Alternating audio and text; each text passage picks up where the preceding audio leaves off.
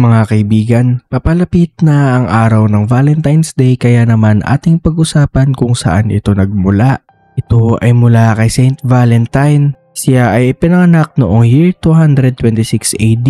Siya ay isang pari ng simbahang Katoliko na lumaban sa dating emperor ng Rome na si Claudius Gothicus at mas kilalang Claudius the Cruel. Alam ni Claudius na ang kanyang mga sundalo ay napipilitan lamang maglingkod sa kanya dahil iniisip ng mga ito ang kanilang pamilya. At ang ginawa niya para mapunta sa kanya ang atensyon ng mga ito ay ipinagbawal niya ang kasal.